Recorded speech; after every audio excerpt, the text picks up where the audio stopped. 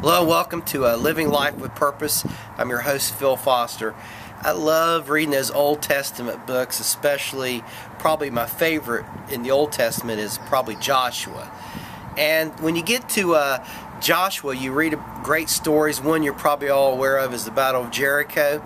And right after the Battle of Jericho, the fame of Israel grew widespread, and they came to a new area, and a little confederation of nations decided they needed to band together to try to defeat Israel. The Hittites and the Perizzites and all the ites and so forth.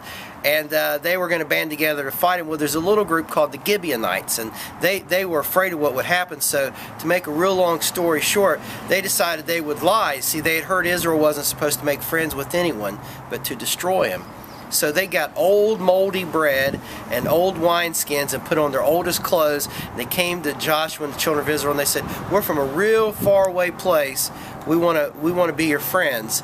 So Israel entered into a contract, a covenant with them, and said, "We won't hurt you." Well, just a few days later, they found out they'd been lied to, and so they knew that he made a pact with them, and they couldn't do anything to him.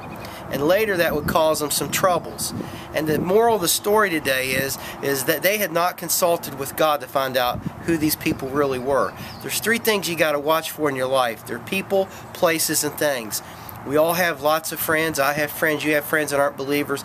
Just be careful. They're not the ones influencing you if they're not serving the Lord. Don't let them drag you down. You pull them up. Then there's places. Look, it's not that it's wrong to maybe go certain places, but for example, if you were a recovering alcoholic, you probably don't need to go have your lunch during happy hour at some old bar and grill. You understand what I'm trying to say? You got to use a little common sense.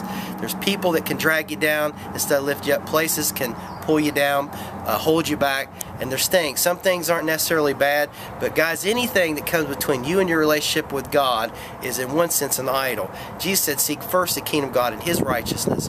All these other things will be added unto you." So keep your priorities in order, God first, and see what God can do in your life and God can do for you. Look, I'm all out of time for today, so till we get together, be sure to watch out for moldy bread.